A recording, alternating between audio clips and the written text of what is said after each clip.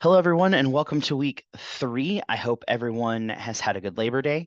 If you're watching this in real time, if you're watching this early, then I hope you do have a good Labor Day because I've recorded this before that holiday. Um, I have a correction from last week's lecture. I said that Captain America and Bucky's first appearance is in 1940. That's actually in March of 1941. And when we talk about Robin, he's going to debut in April of 1940. And so Robin beats Bucky by almost a whole calendar year to be the first sidekick. So, but we'll get to that stuff here in a bit. Here is this week's icebreaker. So please take a moment and head over to the discussion thread page on Canvas and answer, if you could live in any fictional place, where would it be? I'll have my answer up at the start of week 3. And if you are watching this ahead of time, please make sure that you come back and do that, and I'll post an announcement to remind you. So this week we're going to focus on sidekicks, and I want to really emphasize that questions from this lecture are going to be part of a written response. So please pay attention, watch the whole video, make sure you post any questions you might have in the discussion thread or email me directly, and I can answer those. But there are questions that are informed by this lecture that you have the opportunity to answer for your written responses. So now that you've answered the icebreaker question, let's head over to the first slide and start talking about Robin. So this is Detective Comics 38. You'll notice it's only 11 issues after Batman's debut in Detective Comics 27. So I mentioned last lecture that people think like, oh, Batman existed for a really long time before Robin showed up, and that's not true. Robin showed up as a sidekick like a year after Batman. Superman takes a while to get any kind of sidekicks. Wonder Woman, a long while. In fact, she might even be one of the last to get a human sidekick. She has a horse for a while. And of course, you could probably count the Amazons as adult sidekicks, but when we're talking about youth sidekicks and what we normally talk about when we say sidekicks, Robin is who we think of.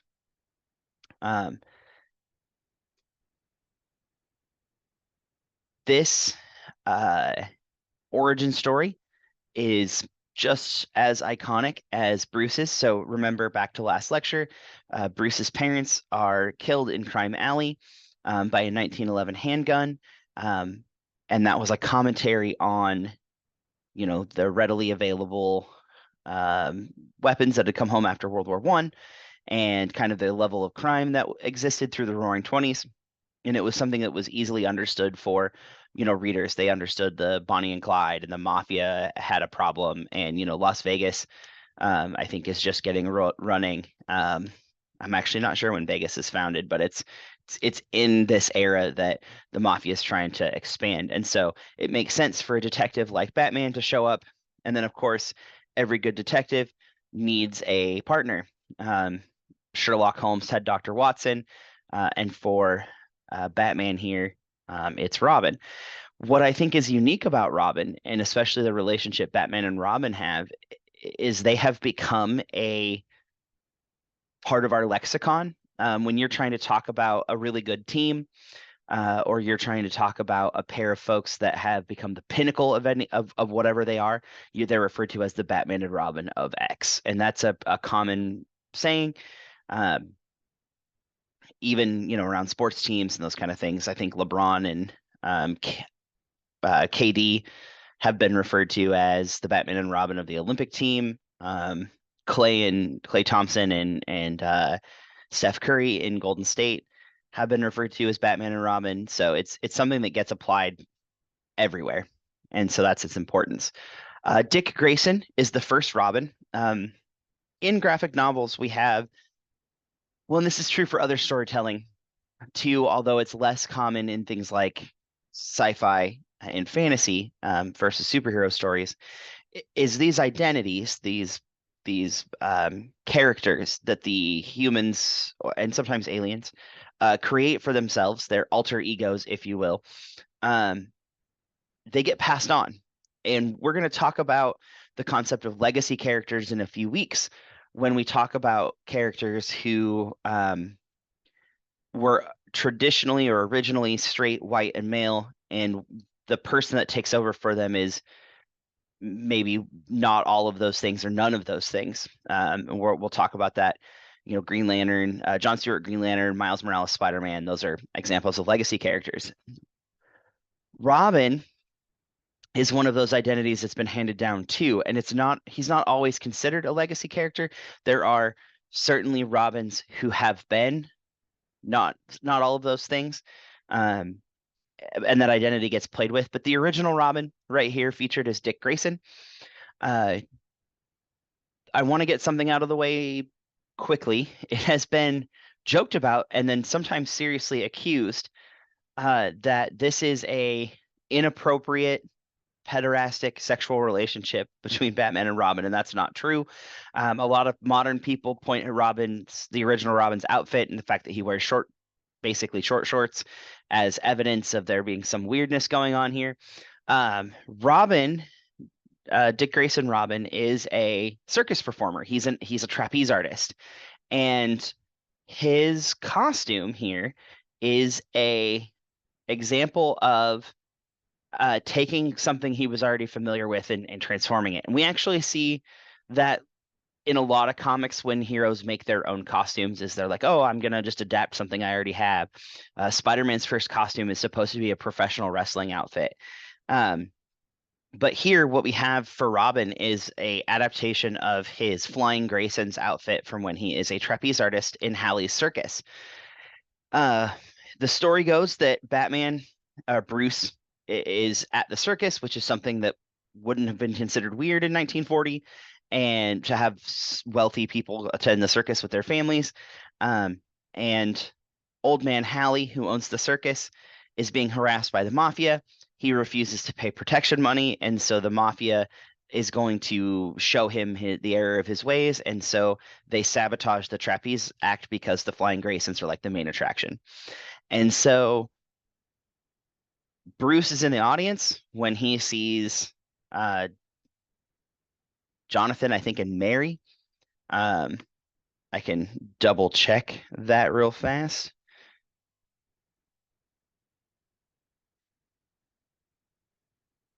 Hold on. Sometimes names jump right out of my head, and I have to look them up.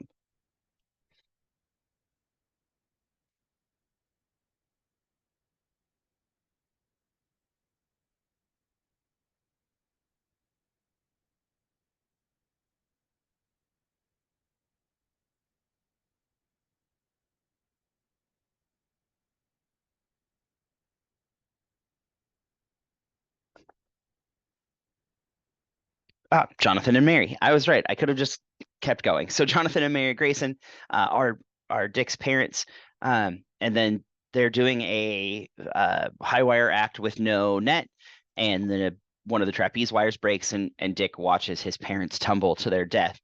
Bruce, of course, being in the audience and having experienced this thing at a young age, and having come up with what he believes, and I'm not advocating that the best way to deal with trauma is to go on a billionaire revenge fantasy. But he thinks he's got the way to help Dick, and so he adopts him and exposes him to the Batman lifestyle. Now, I mentioned last week we would talk about Bruce's oath because and I'm going to do that now in the way that because I want to contrast it to what he asks Dick to promise. So in the original appearances of Bruce, when they first start talking about the oath that he swears, and this question is on the quiz for this week. There's your hint. Bruce is kind of sitting there by candlelight. This is Bruce, and he says, "I swear by the spirits of my parents to avenge their deaths, spending the rest of my life warring on all criminals." Now, this is very different. This is the original oath. This is very different than how it's framed in, say, Batman the Animated Series, or even later iterations where he kind of comes to the promise that he's not going to let anybody feel the way he felt when he was a victim. But this is kind of the original iteration. If you think back to last week's comic cover where he had the chokehold on that guy, Batman originally had no problem killing people. It wasn't like a thing he wanted to do, but it was a thing he was willing to do, and that obviously became um, like very different from the Batman we know today. Like his whole thing is that he won't kill anybody, and of course, if you've seen the Nolanverse Batman movies, you know that that gets explored a lot in those three. Like you're gonna have to do the one thing that you're not gonna do. So this is Bruce's oath, and this is what he swears to do. He's gonna make war on crime. Fast forward to the night he tells Dick Grayson that he's Batman. This image has a lot of similar imagery, right? There's that single candle, it's by dark. There's this oath, and this oath changes. So this is just a year later, remember, in real world time, not in super compressed comic time, but a year later. And he says, and swear that we too will fight together against crime and corruption and never swerve from the path of righteousness. That's a big change from war on crime to fighting against crime and corruption. And adding corruption in there is kind of interesting because they had already started to explore stories about the Gotham PD being corrupt. And almost as long as this, I'm going to just be blunt, almost as long as police forces have existed, there have been stories about corrupt police forces. The Three Musketeers by Alexander Dumas is a story about a corrupt police force. You can make the argument that Les Miserables is a story about a corrupt police force. Certainly, it's more modern, but the stories that take place in those eras, like Sweeney Todd, show a corrupt police force. And so the concept that power corrupts and absolute power corrupts absolutely is really a focus here. What's interesting about the kind of vigilante narrative that we get from the Batman stories is that they recognize that power can corrupt and yet somehow believe that they will be free of that corruption. And that's kind of a uniquely American approach, insofar that, Bruce is part of the 1%. He's one of the richest men in the world. His father was seen as uncorruptible because Thomas didn't want the money. He just wanted to practice medicine. And so Bruce and his kids, and his adult allies as well, somehow break the mold when it comes to rich people, and that they're not going to be corrupted by the wealth that they have. And then also Bruce becomes this like living weapon, and somehow he's avoiding corruption. And you could argue to what degree a billionaire in a bat costume beating up the mentally ill is avoiding corruption. But that's what the story's trying to sell you, is that Bruce and his proteges have somehow found a way around being corrupt. And maybe having all of your needs met, not having to turn to crime, is rising above that corruption. We know for a fact that the number one cause of almost all crime is poverty, and not having your needs met. And so, that's where gang activity comes from, is a desire to belong and provide. And so maybe Bruce really is uncorruptible because you can't buy him.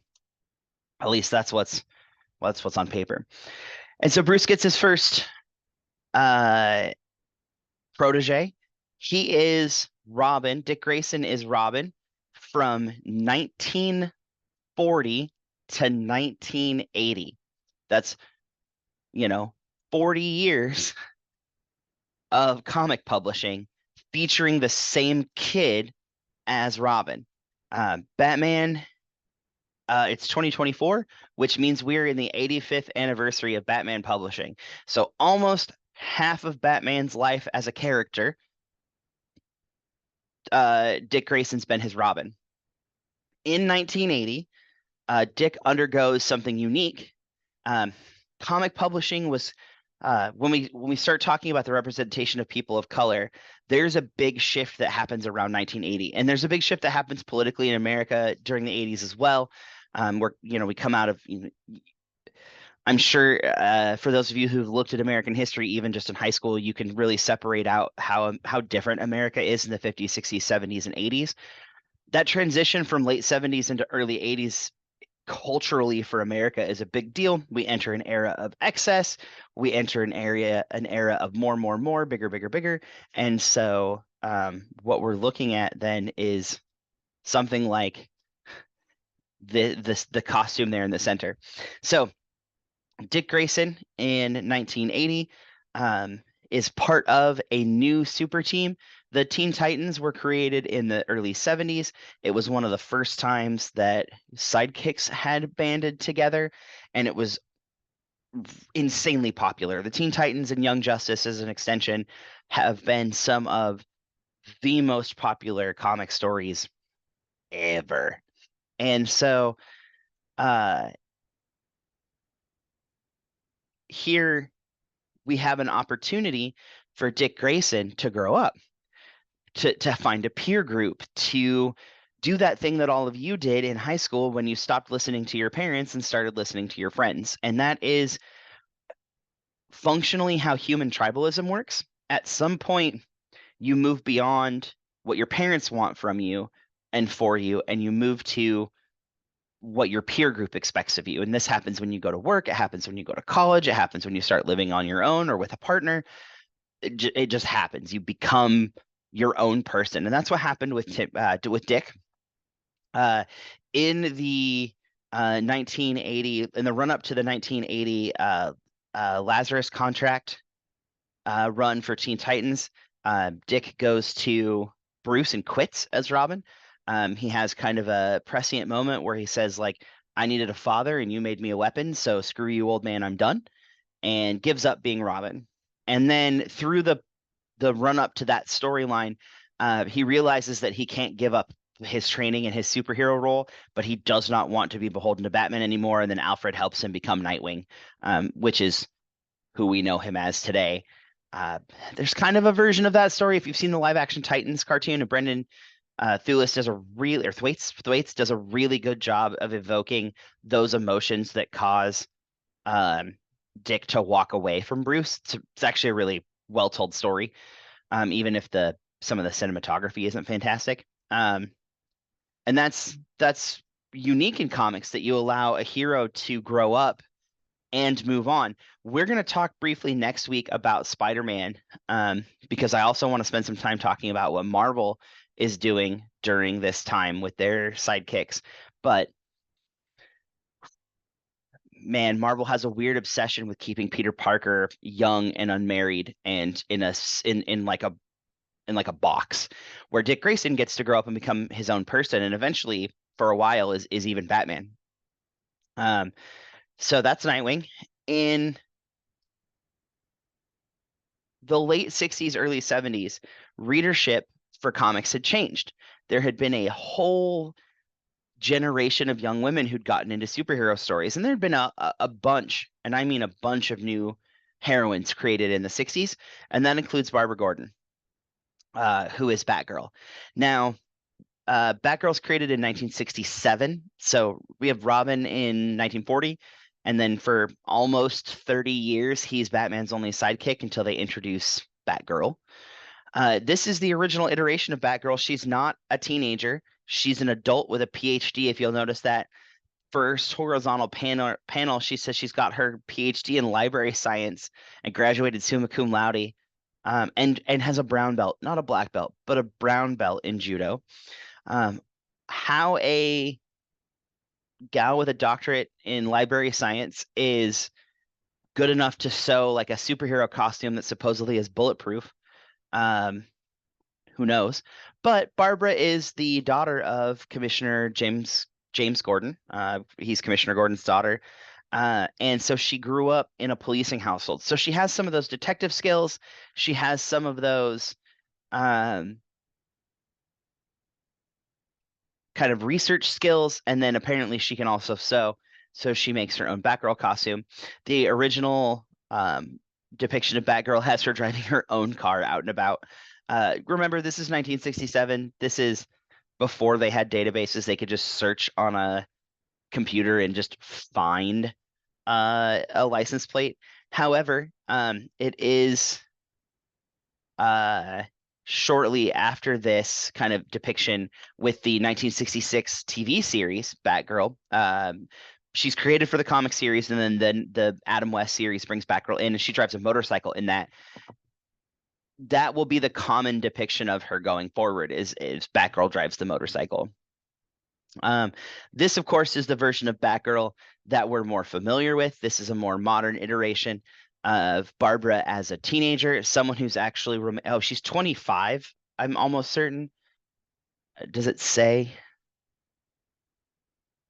Yeah, I don't see that it says on here, but in order to get a PhD in library science, like that's a doctorate. That's like 8 years of college. She's at least 25, even if she like zoomed through it. But we're more familiar with like the 16-year-old kind of Batgirl.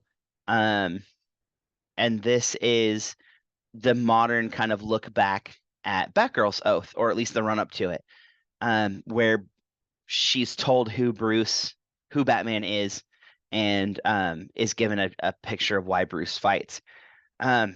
Barbara's publishing history is super interesting. From 1967 to 1985, she's this version of Batgirl. And she's given a lot to do, and she's insanely popular. In 1985, in a story called The Killing Joke, which we'll revisit, she is injured and becomes wheelchair bound. And up until 2012's New 52, that version of Batgirl is that version of Barbara Gordon. So from 85 to 2012, she's in the wheelchair. She becomes a digital crime fighter called Oracle. She coordinates the Justice League for most of the 90s and 2000s. And they really use Oracle to explore emerging technology. I can't remember who said it, but someone in the computer industry had said that if the automotive industry innovated as fast as computers did, Chrysler would cost $12. Like a car would cost $12. That might be true. It probably wouldn't be, because computers are still insanely expensive. But they are right that technology had an insane evolution between 1985 and today. And so being able to use specific characters to forward technology and kind of adapt this Bat character and this Bat family that had existed since before computers were a thought, right?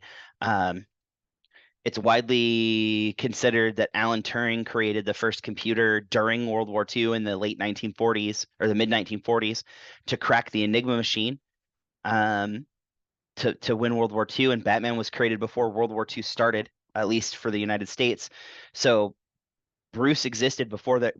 Batman is older than computers. And so to use these kind of younger characters to introduce and talk about how technology changes over time is a brilliant use of them. But Batgirl gets sidelined in 85, and we don't really see her again until many years later, and we'll come back to her successor here in a minute. In 1983, so Dick Grayson retires as Robin in 1980, and they realize that they need a new Robin. And Nightwing was popular. People were happy to let him grow up. They were fine with the change in costume and the change in role. What they missed was a Robin. And so the writers at the time, including some really famous names, including like Jim Starlin, who created Thanos, had a different idea. They wanted the 80s were in full swing. Everything was getting louder and more glamorous and glitzy, and on one hand and on the other hand, things were more gritty and realistic. And so they introduced Jason Todd, and in 1983, and Jason is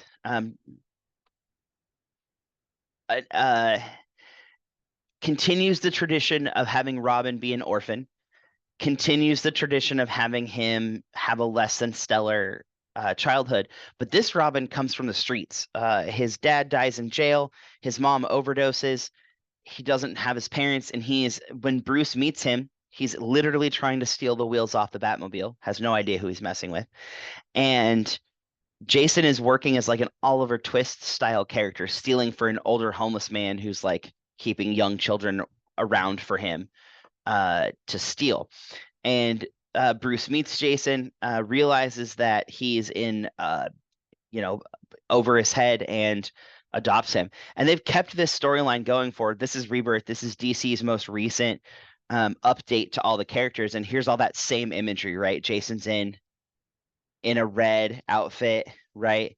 He keeps that red jacket, talks about trying to steal the wheels off the Batmobile. Bruce takes him in.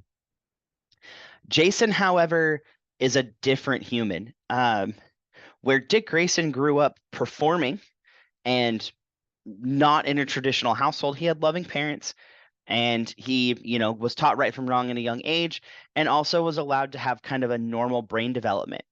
Jason Todd's brain development, if he were a real person, would be much closer to like child soldiers in Africa, where he was immediately put out on the streets. He didn't have love and care. He was drafted into a campaign, even though it wasn't a military one, for someone else. Had to risk his life every night in order to eat, and this is what we get. We know that the human brain isn't done developing until about 25, and especially for folks under 20, that there are key brain development metrics that if your development is interrupted in some way, changes who you are or who you're going to be fundamentally. And specifically, if you take someone young and you put them in a war zone and you flood their brains with fight or flight or survival chemicals all the time, they become desensitized to those chemicals. It takes a lot more danger for them to react to danger. And so Jason ends up a thrill seeker. He ends up with authority problems. His brain never gets to finish developing because of the decisions he makes as Robin. And so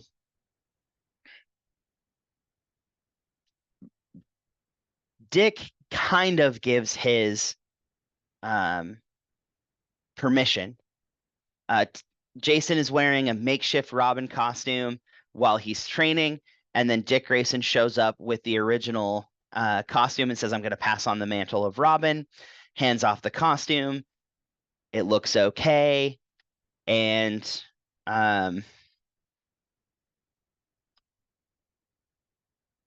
he becomes formally the new Robin. Now, Bruce felt a obligation to train Jason because Jason already had thrill-seeking behavior and obviously like had a existence that was only made better by becoming Robin. Bruce thought he was giving Dick an opportunity to work through his trauma. Now, in canon, in DC canon, Dick is given the opportunity to confront the killer, Tony Zuko, who murders his parents. They catch him. They never catch the killer, not in canon. In a couple of the movies, they've in the first Tim Burton movie with Michael Keaton, they had Joe Chill actually be the one who killed Bruce's parents, and he's actually who becomes Joker. And then in one of the Nolan movies, they think they get who murdered the Waynes, and Bruce comes back for a trial, and but in comic canon, Bruce never finds out who murdered his parents, and it's actually what pushes him to keep going. For Jason, his parents kind of killed themselves, especially due to their own bad decision making, and that those things kind of imprint.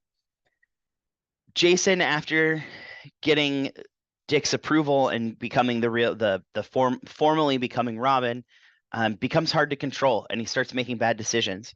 At one point, he's hyper violent for no reason. At one point, he breaks Riddler's arm just to make a point after Riddler's already been subdued, and he willingly ignores Bruce to the point where putting his own life at risk. And in a story called A Death in the Family, written by Jim Starlin, who I mentioned earlier, Jason Todd oversteps, and Bruce tells him, "Hey, don't go confront the Joker alone. You're not ready for this." Jason says, "Screw you, old man, I'm ready," and Joker kills him by brutally beating him to death with a crowbar and then blowing him up. And what's funny about that storyline is not the brutal kind of killing or how Jason's depicted, but actually that DC comic writers let fans vote on whether or not they were going to kill Jason in 1988. Jason had only been Robin for 5 years. He has an incredibly short stint in the comics as Robin, 83 to 88. Nobody liked him. Batman sales were down. People were complaining about this new Robin that nobody liked. And so Batman fans voted to let Jason Todd die. And so they kill him in the Death in the Family. They do, however, kind of redeem that story. Well, not redeem that story. That story is very good, and if you get the opportunity to read it, you should. Some of you might even want to use it for your paper. Get towards the end of the semester. But there used to be a saying in comics that nobody's really dead except Uncle Ben, Jason Todd, and the Waynes, because the death of Jason Todd changes Batman fundamentally. From 1988 to 1992, there is no Robin. In the early 90s, the Batman the Animated Series comes out, and they introduce Dick Grayson as Robin. So at least for cartoon fans, that's Robin. In the mid 90s, they're going to introduce a third Robin, but I want to kind of finish talking about Jason first. Jason is left dead until a storyline called Under the Red Hood. Now, the Red Hood is from a possible Joker storyline where Joker starts as a comedian who's having a kind of a bad show of things, and he falls victim to, I'm trying to think of the best way to put this. Batman had shown up in the DC world, this kind of reimagining of where Joker comes from. Batman had shown up, and he had changed Gotham fundamentally, changed it in that regular criminals were no longer seen as scary. Batman just walks through the mob like it's no big deal. And that gave rise to a series of super criminals. And so in order for the mob to kind of blend in, they create their own fake super criminal called the Red Hood. And this is a alternate identity that they will just get random people to dress up as. Sometimes it's a J-random mobster. And then that way, if a person gets caught, the Red Hood can still strike again because, oh, you caught my decoy or whatever. But they actually end up drafting several fall guys. And so one of those is the unnamed comedian that will become the Joker. And they're actually trying to rob something next door to Ace Chemicals, but they go through Ace Chemicals to get there. Batman interrupts them. The Red Hood falls into the vats at Ace Chemicals. They explode, and the Joker is what comes out of them. So when a new entity shows up calling themselves the Red Hood, even though the Joker's alive and well, it creates a lot of stress. And this comic run is amazing. The animated movie that came from it is maybe the best superhero animation ever. Jensen Ackles voices Jason Todd from Supernatural, and it's so good. Highly recommend. This comic storyline is also great, but Jason Todd is brought back to life using a Lazarus pit, which is something Ra's al Ghul uses to keep coming back to life. And Jason comes back. He still hasn't lost his edge. He still hasn't lost his desire to kill. But he's trying to rein it in with Bruce's help and trying to be better. And Jason's kind of redeemed. I don't love that they brought him back. I think leaving him dead was probably good for Batman's motivation, but they've done some cool stuff with Red Hood, and Red Hood's an incredibly popular character. The third Robin is Timothy Drake. I said Tim on accident a minute ago, and this is who I was talking about. Tim is my favorite Robin. I think he's the best. He's introduced as a character in late 1989, becomes Robin in late 1991. And he's introduced in a lead up to the Nightfall storyline. So in the 90s, DC Comics had two major events. The Death and Return of Superman, which had long-lasting impacts on how death is viewed in comics, and Nightfall, which is where Bane breaks Batman's back. And we might come back to Nightfall a little bit, but it's not super relevant to what we're talking about outside of the context of how it applies to the Robins. During this time, Tim, who is a neighbor of Bruce, and I want to say this in that these are like super rich East Coast white people neighbors, so like their estates are adjacent. You cannot see Wayne Manor from Drake Manor. You cannot see it. It's too many trees and shit in the way. But Tim is a young computer kid, excited about Batman and Robin. Tim's mom has passed, but his dad is still alive. They have a good relationship. His dad's in a wheelchair, so Tim's kind of gets the run of the place, and he actually figures out who Batman is, and by extension, finds out who all the Robins were. And in this panel, Tim is actually, you'll notice that there are tents in the background.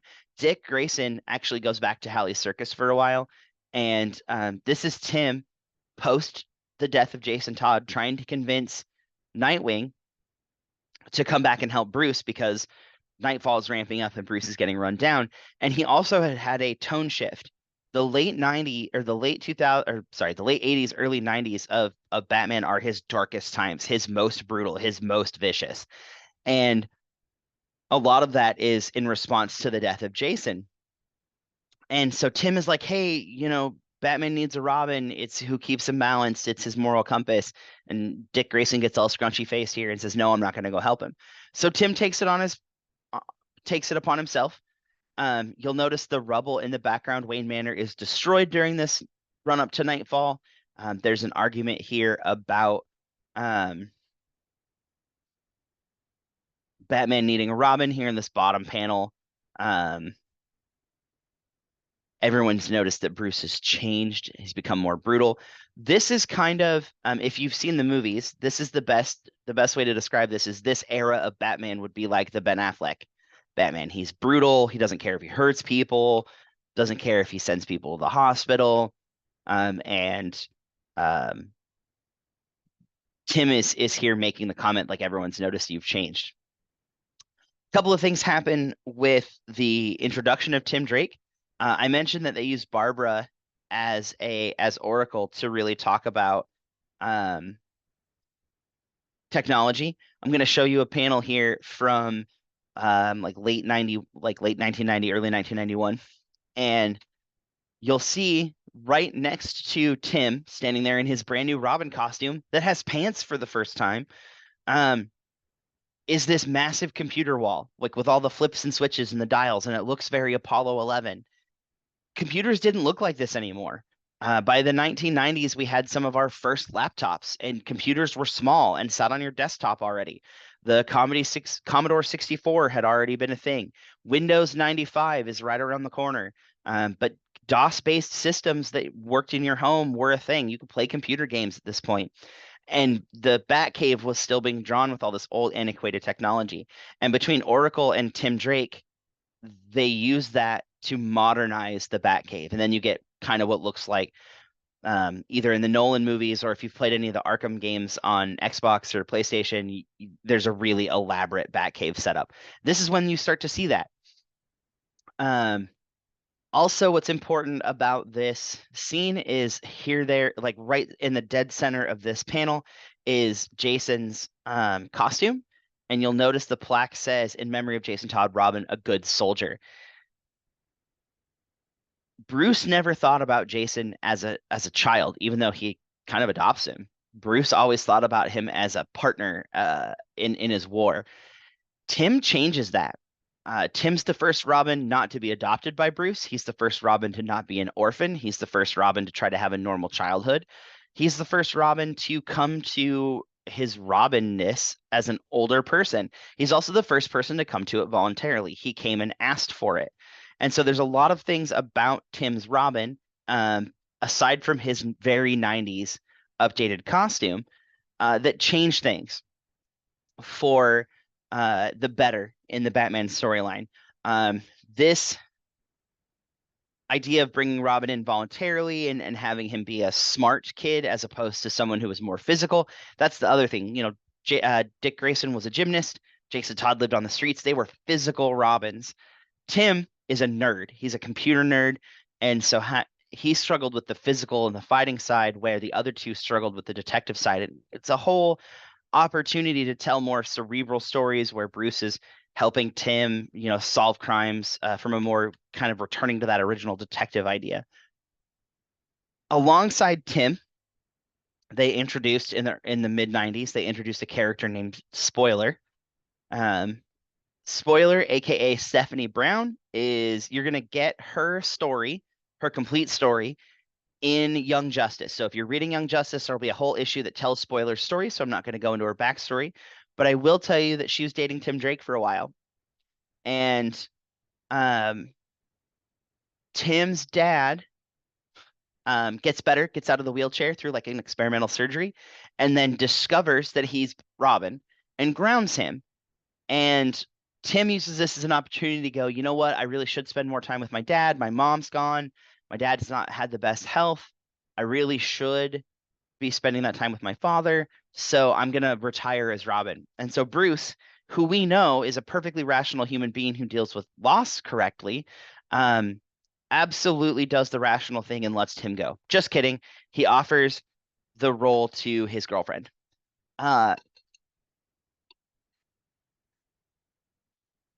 Cassie Cain, who is Batgirl at the time, and we're going to get to her next, actually tells Bruce that this is a mistake.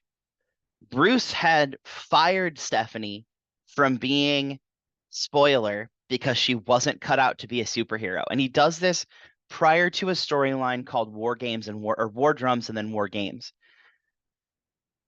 When the War Drums run up starts, Batman is Robinless, and so he goes to Stephanie and says, I'm going to make you Robin, which is a promotion in responsibility from Spoiler. Like, Spoiler was like a C tier person doing a C tier job, like rescuing kittens and catching bike thieves. And now Bruce is like, come fight the Joker with me. And it never really works out that way. And here in this panel, you can see that, Stephanie doesn't even know that Batman is Bruce Wayne. And tells Steph she gets no second chances. Well, they go up against Black Mask. Black Mask puts Stephanie in a coma.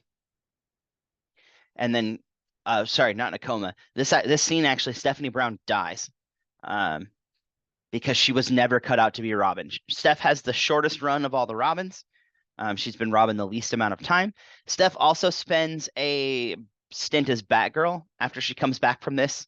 There is a run called Batgirls with an S by Jorge Corona. Jorge is a creator who lives in Portland, so he's close to Boise. And the Batgirls run's really good. I highly recommend it, but it kind of introduces all these characters who've ever spent time as Batgirl. But yeah, Stephanie dies. So if you're keeping track at home, we have one Robin grew up, got mad, moved on. The second Robin died. The third Robin retired when his dad grounded him, and the fourth Robin died, leaving us with a hole to fill for Robin number 5. And we will get to Robin number 5 in a second, but we're going to talk about Cassie Cain's Batgirl for a moment. During the 90s, there was a comic run called No Man's Land. It is the storyline that inspired half of Dark Knight Rises, and that is where Gotham suffers a earthquake. No, I think Cataclysm is after Contagion. So suffers a disease outbreak and then an earthquake, and the rest of the United States is like, yeah, screw that. And they blow up all the bridges and mine the river and be like, sorry, Gotham, we're cutting you loose. We don't want you anymore. Which I don't think could legally happen, but hey, it's comic books. During that time, there is a young girl.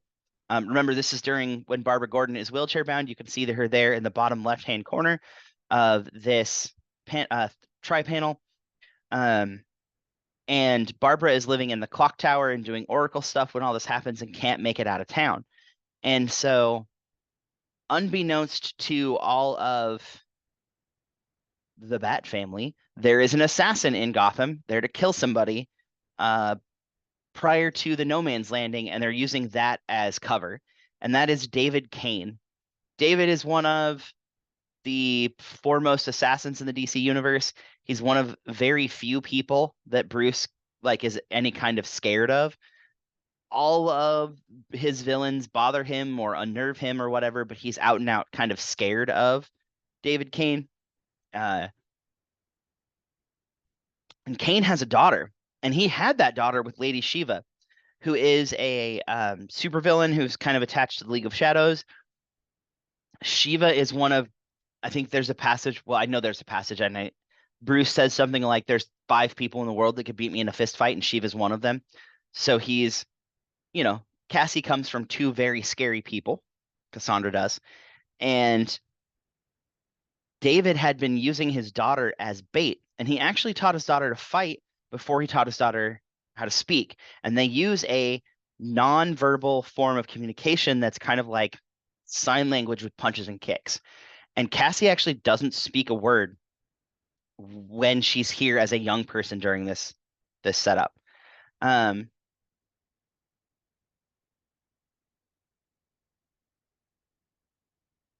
The cataclysm happens. Cassie runs away from her dad and finds Barbara, and actually ends up as an informant for Barbara during all of this No Man's Land stuff when a bunch of gangs form. And Bruce, during the initial part of No Man's Land, Bruce is actually in Washington, D.C. lobbying for this not to happen. So Batman's locked out of Gotham for the first few months until he can figure out how to get around the mines and everything and get back on there when he realizes that the government's not going to undo their decision. And only, I think, Huntress and Oracle are left on the island to start with, and then the boys show up to help. So it's actually Barbara who teaches Cassie to speak English, and turns out Cassie, because she'd studied martial arts and basically is an assassin her whole life, doesn't really need a lot of training to do the Batgirl stuff. And then because Cassie doesn't verbalize, when they make her costume, you'll see these stitches around the mouth hole, which kind of give her a creepy, kind of almost scarecrow look. Because she doesn't need to speak, she sews that shut, which is kind of cool. Cassie is Chinese American, which made her an incredibly important source of representation for Asian American girls in comics. The reason the Birds of Prey movie for me is like a B+ and not an A+ is their depiction of Cassie Kane. I don't know what they were doing with that character, but that's not my Batgirl. Yeah, I loved everything that had to do with Margot Robbie in that movie, and Ewan McGregor's clearly having a ball. But I don't know what they were doing with Cassie Kane, and I think it hurt the story overall. Cassie, studying under Bruce, after Barbara gets her legs back and decides to come back and do the Batgirl thing again, gives up the mantle of Batgirl to its progenitor and adopts a new persona called Orphan. And she does that because both David and Shiva come to claim her at one point. They come to Gotham and say, like, you belong with me. And basically she tells both of them, screw you, I don't have parents, I'm an orphan now. And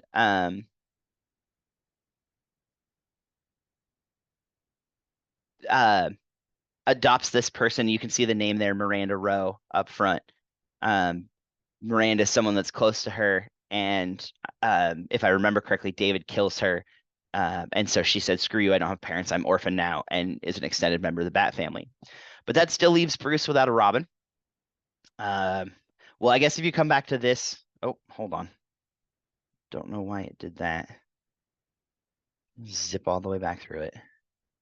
If you come back to this panel, you can actually see Tim's here in the background for this No Man's Land story. You've got Nightwing, Tim's Robin, Barbara, and they introduce Cassie. So then it's after this that Stephanie dies, and Tim is retired as Robin, and then Cassie goes to become Orphan, and there's no Robin at the time. And that introduces Damian Wayne. Damian Wayne is Bruce's biological son. Talia al Ghul, in a really kind of bizarre panel, and they actually show quite a bit of it, drugs Bruce after a mission with a form of ecstasy and also fertility drug, and sleeps with him and bears his child. And they do it on purpose to try to create an heir to the League of Shadows. And Damian is who's born. Damian is raised in the League of Shadows, which, if you don't know what they are, that's Ra's al Ghul's group of ninjas that have supposedly existed for most of human history, but certainly since the Crusades. Ra's al Ghul himself claims to be responsible for the fall of Constantinople, and Damian is his grandson, and so he's raised this way. Damian kills his first man at like 3 or 4. He's raised constantly in combat and sword fighting and those kind of things, but what he's not raised with is a conscience.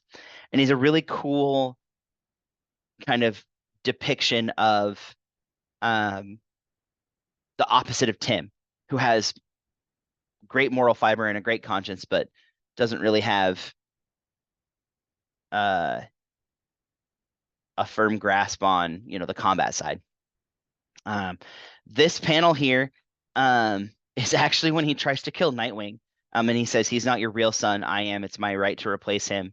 That's how it works in the Assassin's League. And Bruce has to constantly remind him, like, look, bro, you're not there anymore. You're here. And when you're here, you play by my rules. In order to do that, Bruce sends him to the Teen Titans for a while.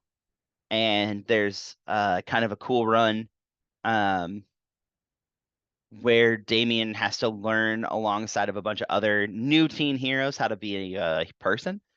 And during that run, Beast Boy, who's worked with all of the Robins, kind of gives his theory on each of them.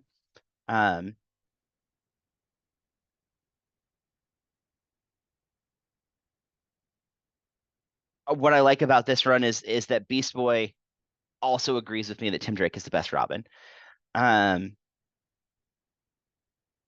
There's his thought. You can read for yourself his thoughts on Dick, Jason, and Damian. Of course, he leaves Stephanie Brown out because by this time, when Damian comes back, Stephanie's been resurrected from her death in war drums, and Barbara's got her legs back.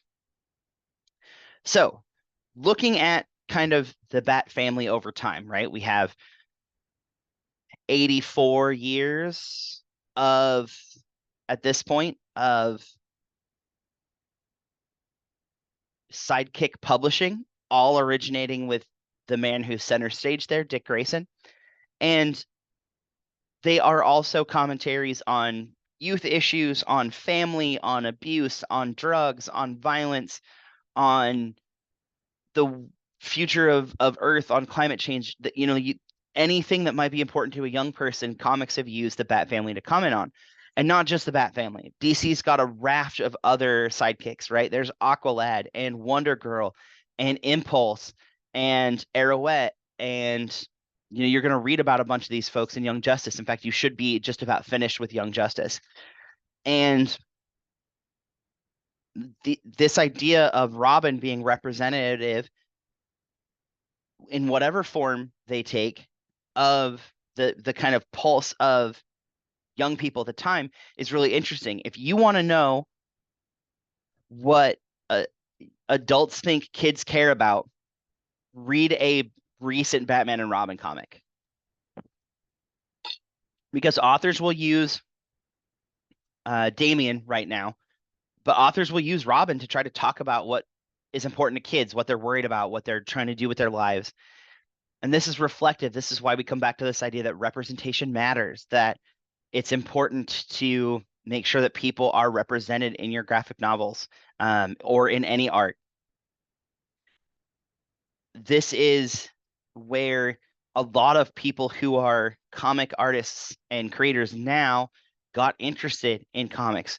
And on the Marvel side of things, right, you've got Young Avengers, which is a relatively recent compared to the Bat family, especially. Invention, you had the Young X-Men coming up, Gen X in the 90s. was like the next generation of X-Men. The New Mutants were an 80s next generation of mutants, right? And so as long as there have been comic books, there have been youthful sidekicks. And for as long as we've been telling political stories with graphic novels, we've been talking about kids' issues with sidekicks. We've been talking about the fact that they can't vote. We've been talking about the fact that no one's looking out for kids. We talked about the foster care system. Billy Batson, who appears in Young Justice, is a commentary on the foster system.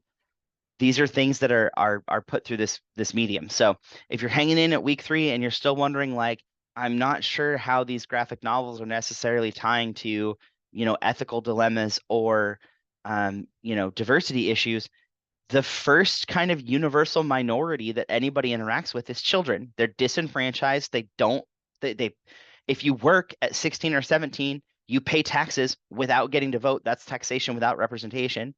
If you have young people are going to be the most affected. The kids in high school right now, your younger siblings or cousins, are going to be the most affected by climate change of all the people that exist right now. They're going to be the most affected by student loan debt of all the people that exist right now. They're going to be the most affected by the economy. They're the most affected by poverty issues. They're the most affected by food scarcity. So when we start talking about like diverse groups, the universal minority across the whole world are kids who are disenfranchised. They have all these political concerns, all these needs that need to be met, and they don't have any say in how they're met until they turn 18. On top of that, turning 18 isn't some kind of magic wand. You can't just wave it and expect kids to be suddenly adults. That's silly. Adulthood's a gradient. I'm 38, I'm about to be 39, and I'm still not fully an adult. Although now that I've said that, I can't use this recording for future classes. I'm going to have to record that episode or do a voiceover where I change my age. But I still have concerns that tie me to kind of this universal minority. And the big thing about that is, unfortunately, when you turn 18, not everybody gets the same rights as straight white men in this country specifically. Not everybody gets the same consideration. Not everybody gets the same pass. Not everybody gets the same assumption that you got your shit together. For some people, they never really get beyond being kids in the eyes of the law, and that's super unfortunate. And that's what we're going to talk about kind of going forward. Kind of the last thing I want to touch on is introducing all of these sidekicks and keeping Robin young and introducing new Robins that resonate with new generations. That is a lesson that Batman readers and writers have learned that other comic groups are going to find difficult to learn and remember. And that's representation matters. If you want to sell your stories to the people, you need to put people who look like who the stories are about in them. Robin, the first child, the first young person to become a superhero, is in 1940. We won't get people of color as characters in superhero stories that have superpowers until the 1960s. And that is where we're going next. Next week, we're going to spend some time with the Marvel side of things, and then we're going to work into how people of color have been represented traditionally. That's our roadmap. So make sure that you've watched the lecture, that you finish Young Justice, that you do the reading and writing assignments, and that you take the quiz this week. Again, I hope you're doing well. Any questions you have, either email me directly or put in the discussion page for class questions. And I will see you in the next one.